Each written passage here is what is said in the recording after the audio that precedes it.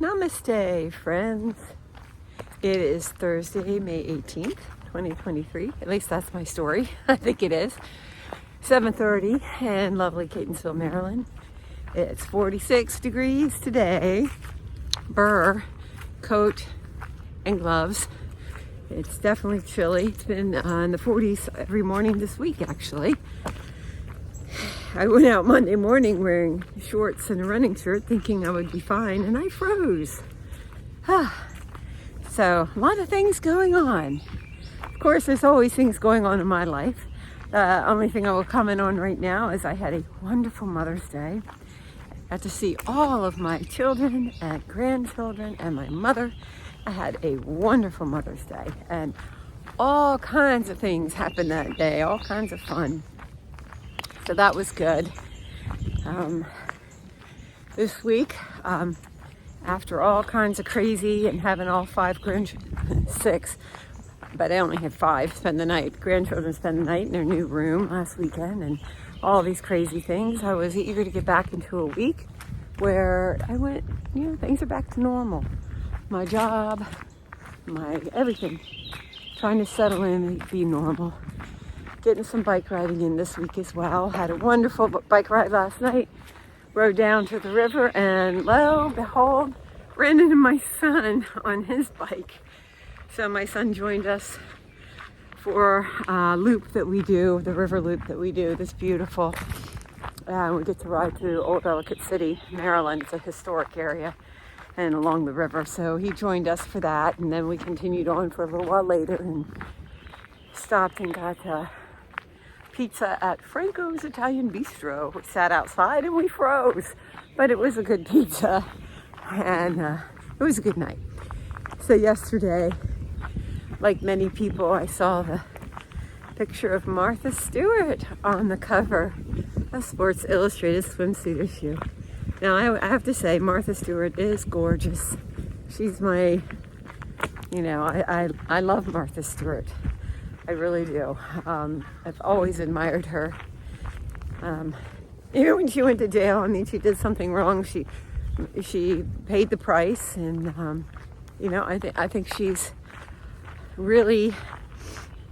I like her business, I should say. I like her recipes and her business and her lifestyle.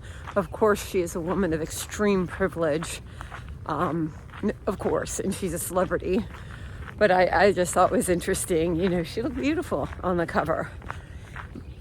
And hey, that's great. They're putting women of all types on the swimsuit issue. However, as much as I admire Martha Stewart, and I think, hey, we can all live our lives the way we see fit, and we can all choose to age the way that we see fit. Hey, it's great that she's on the cover. But it just goes to show you that the beauty standard in this for women, the bar is very high. And of course, she looks beautiful.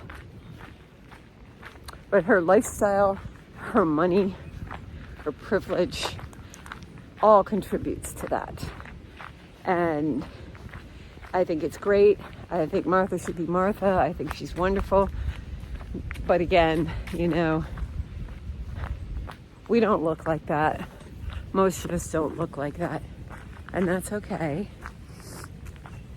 It's not doing, I would say that the swimsuit cover is not doing anything to advance feminism. It's not doing anything to advance, to make aging more acceptable. Not at all. Because she is not a good representation of aging. Not at all. But I thought it was an interesting thing. And again, to see someone I admire as much as her on the cover, I thought, hey, that's pretty cool. But it's just more of the expectations that we hold women to. It's a shame, and I look around me sometimes at my peers, and particularly women that I have known since we were children, and how we've all aged one way or another. And I think women of a certain generation, in my generation, we're almost 60, we're in our late 50s.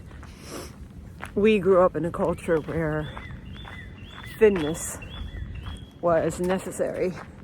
Thinness was valued. Your appearance was valued.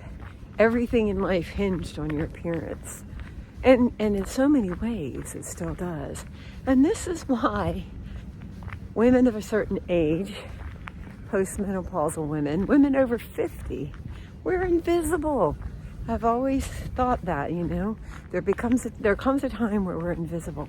Of course, there's some gorgeous women and some sexy women, but the reality is, no matter how gorgeous or sexy we are, we're not 25.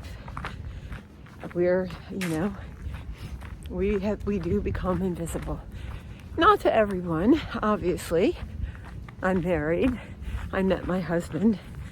I get married him in my 50s. So obviously he was not one looking for a younger woman. But I am younger than him, so I don't know. What does that say, right? But, it's just a lot to think about. It's a lot to think about seeing Martha Stewart on the cover of Sports Illustrated swimsuit issue. I mean, I'm down for it. I like it. I think she's great. But man, what a high bar. I'm not going to be looking like that when I'm 80. Hell, I don't look like that now at 59. And not going to change. I mean, I can't do any better. This is as good as it gets, folks. It's as good as it gets. So, that being said, I want to tie this into another article. Can't give you the information on the article. It's just something that actually my husband sent to me. Some study that was done on biological aging of women. And they took a group of women in their 50s, late 50s, and they put them on this regimen of doing all these wonderful things that we should be doing. Probiotics and taking our greens and taking our vitamins and all this stuff. I don't even all these things, supplements and exercise and drinking water and all the wonderful things that we should be doing. And the conclusion is that you can turn back the clock to some degree. You can lower your biological age.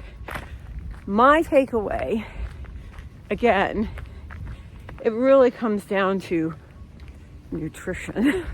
Always, all health issues really do come down to nutrition. One of the things that when I was coaching, running, and working as a personal trainer was the old saying, you can't outrun a bad diet. And that's so true. I did find to some degree I could outrun a bad diet, but then again, I was running 40, 50 miles a week sometimes and running, marathons every other weekend and things like that. And that is not healthy. That is not healthy. That's what put me into premature menopause. That is what has caused many problems, and it was indicative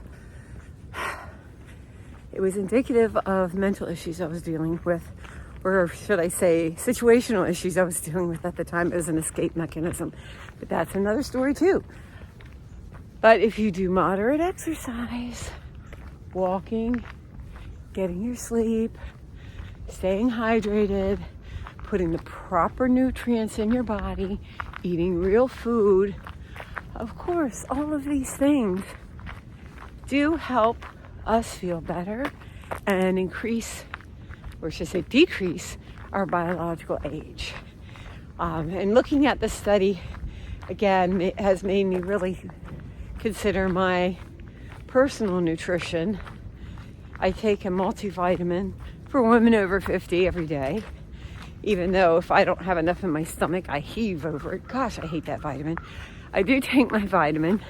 I frequently, not as consistently in the summer, but I frequently take the collagen powder for extra protein, and apparently it should help with my knees and things like that. I do it more consistently in the winter because I mix the collagen powder with milk and I heat it up and call it hot chocolate. And I have that with breakfast. So that's why I do it more consistently in the colder weather. Does it make a difference? Absolutely. It makes my hair grow, I think. But yeah. But one of the things I did see, well, one, I never drink enough water. I don't stay hydrated.